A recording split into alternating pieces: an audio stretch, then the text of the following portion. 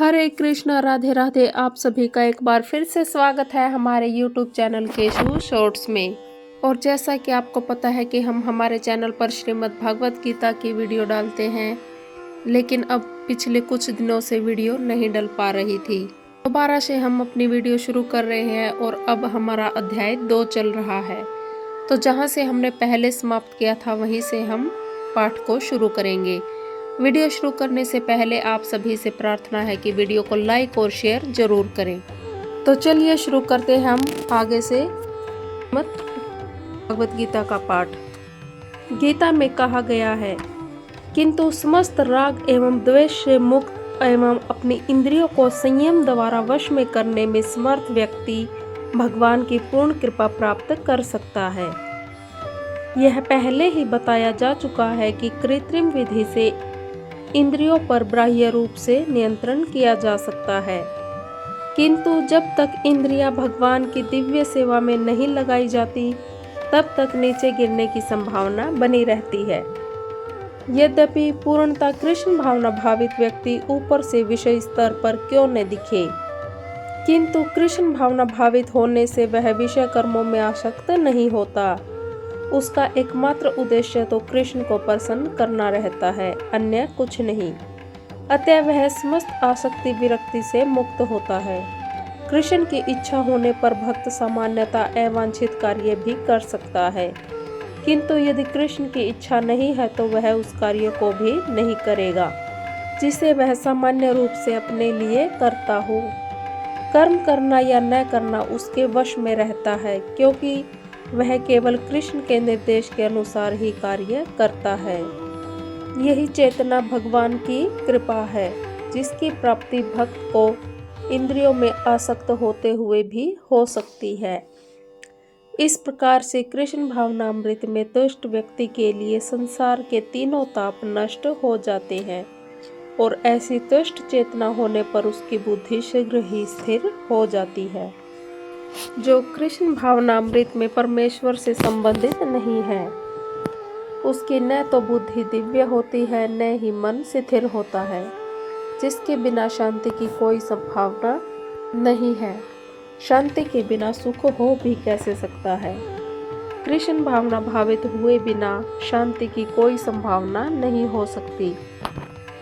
अतः 5वें अध्याय में इसकी पुष्टि की गई है कि जब मनुष्य यह समझ लेता है कि कृष्ण ही यज्ञ तथा तपस्या के उत्तम फलों के एकमात्र भोक्ता है और समस्त ब्रह्मांड के स्वामी हैं तथा वे समस्त जीवों के असली मित्र हैं, तभी उसे वास्तविक शांति मिल सकती है।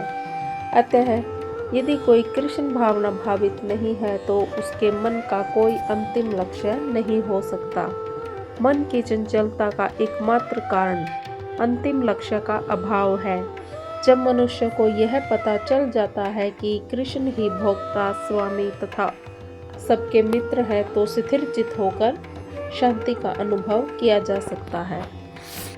अतएव जो कृष्ण से संबंध न रखकर कार्य में लगा रहता है, वह निश्चय ही सदा सुखी और दुखी और अशांत रहेगा, भले ही वह जीवन में शांति तथा आध्यात्मिक उन्नति का कितना ही दिखावा क्यों न करे। कृष्ण भावनामृत स्वयं प्रकट होने वाली शांतिमयी अवस्था है, जिसकी प्राप्ति कृष्ण के संबंध से ही हो सकती है। जिस प्रकार पानी में तैरती नाव को प्रचंड वायु दूर बहाकर ले जाती है, उसी प्रकार विचरणशील इंद्रियों में से कोई एक, जिस पर मन निरंतर लगा रहता है, मनुष्य की बुद्धि को हर लेती है।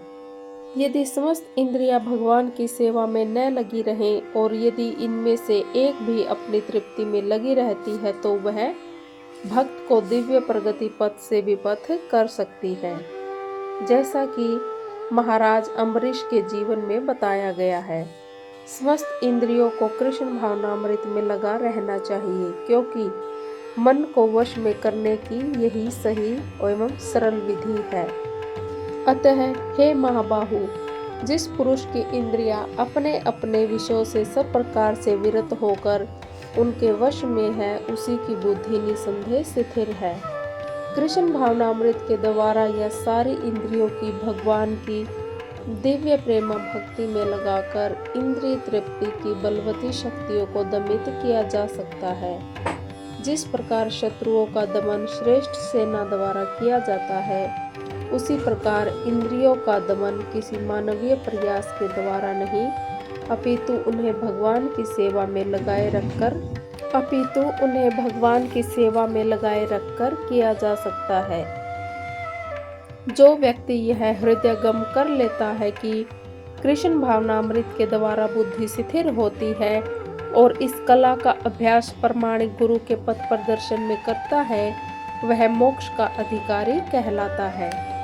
जो सब जीवों के लिए रात्रि है, वह आत्म संयमी के जागने का समय है, और जो समस्त जीवों के जागने का समय है, वह आत्मनिरीक्षक मुनि के लिए रात्रि है।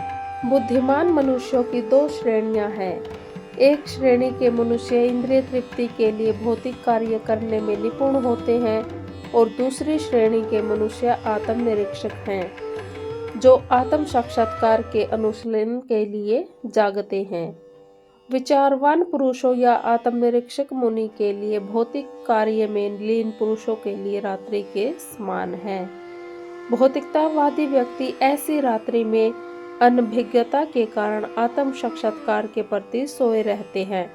आत्मनिरीक्षक मुनि की कर्मिक उन्नति में दिव्य आनंद का अनुभव होता है, किंतु भौतिकतावादी कार्यों में लगा व्यक्ति आत्म साक्षात्कार के प्रति सोया रहकर अनेक प्रकार के इंद्रिय सुखों का सौपन देखता है, और उसी सुप्तावस्था में कभी सुख तो कभी दुख का अनुभव करता है। आत्मनिरीक्षक मनुष्य भौतिक सुख तथा दुख के प्रति अन्यमनस्क रहता है। वह भौतिक घातों से विचलित रहकर आत्म साक्षात्कार के कार्यों में लगा रहता है। जो पुरुष समुद्र में निरंतर प्रवेश करती रहने वाली नदियों के समान इच्छाओं के निरंतर प्रवाह से विचलित नहीं होता, और जो सदैव स्थिर रहता है, वही शांति प्राप्त कर सकता है। वह नहीं जो ऐसी इच्छाओं को तुष्ट करने की चेष्टा करता हो। यद्यपि विशाल सागर में सदैव जल रहता है, किंतु वर्षा ऋतु में विशेषतः यह अधिकाधिक जल से भरता रहता है, तो भी सागर उतने पर ही स्थिर रहता है। न तो निशुब्ध रहता है और न तट की सीमा का उल्लंघन करता है। यही स्थिति कृष्ण भावना भावित व्यक्ति की है। जब तक मनुष्य शरीर है, तब तक वह इंद्रिय तृप्ति के लिए शरीर की मांगें बनी रहेंगी, किंतु भक्त अपनी पूर्णता के कारण ऐसी इच्छाओं से विचलित नहीं होता। कृष्ण भावना भावित व्यक्ति को किसी वस्तु की आवश्यकता नहीं होती, क्योंकि भगवान उसकी सारी आवश्यकताएं पूरी करते रहते हैं। अतः वह सागर के तुल्य होता है, अपने में सदैव पूर्ण। सागर में गिरने वाली नदियों के समान इच्छाएं उसके पास आ सकती हैं, किंतु वह अपने कार्य में स्थिर रहता है और इंद्रिय तृप्ति की इच्छा से रंच भर भी विचलित नहीं होता। कृष्ण भावना भावित व्यक्ति का यही प्रमाण है। इच्छाओं के होते हुए भी वह कभी इंद्रिय तृप्ति के लिए उन्मुख नहीं होता, चूंकि वह भगवान की दिव्य प्रेमा भक्ति में तुष्ट रहता है। अतः वह समुद्र की भांति स्थिर रहकर पूर्ण शांति का आनंद उठा सकता है। किंतु दूसरे लोग जो मुक्ति की सीमा तक इच्छाओं की पूर्ति करना चाहते हैं, फिर भौतिक सफलताओं का क्या कहना, उन्हें कभी शांति नहीं मिल पाती। सिद्धि के कामी है, ये सभी अपनी अपूर्ण इच्छाओं के कारण दुखी रहते हैं, किंतु कृष्ण भावना भावित पुरुष भगवत सेवा में सुखी रहता है और उसकी कोई इच्छा नहीं होती। वह तो तथाकथित भवबंधन से मुक्त मोह की कामना भी नहीं करता। कृष्ण के भक्तों की कोई भौतिक इच्छा नहीं रहती, इसलिए वे पूर्ण शांत रहते हैं।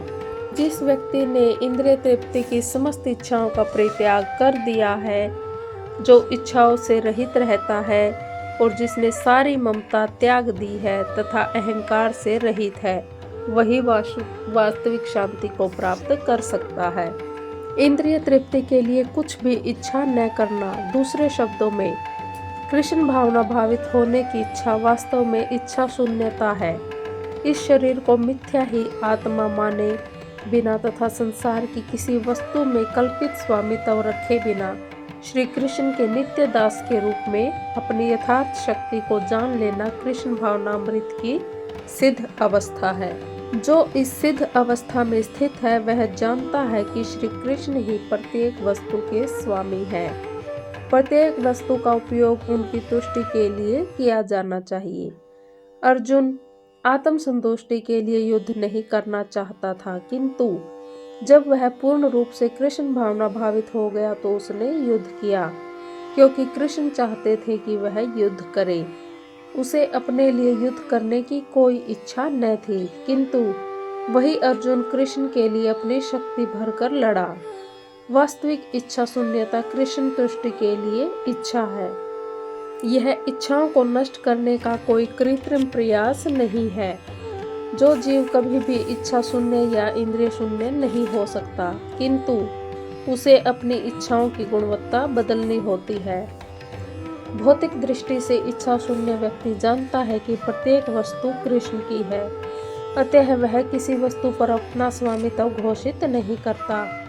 यह दिव्य ज्ञान आत्म साक्षात्कार पर आधारित है। इस ज्ञान पर कि प्रत्येक जीव कृष्ण का अंश स्वरूप है और जीव की शाश्वत स्थिति कभी न कभी तो कृष्ण के तुल्य होती है, न कि उनसे बढ़कर। इस प्रकार कृष्ण भावनामृत का यह ज्ञान ही वास्तविक शांति का मूल सिद्धांत है। तो आज के हमारे श्रीमद् भागवत गीता के पाठ को हम यहीं पर समाप्त करते हैं। अगर आपको हमारी वीडियो पसंद आई हो तो वीडियो को ज़्यादा से ज़्यादा शेयर करें, लाइक करें और हमारे चैनल को सब्सक्राइब करना न भूलें। भगवान श्री कृष्ण आप सभी के ऊपर अपनी कृपा बनाए रखें। हरे कृष्णा।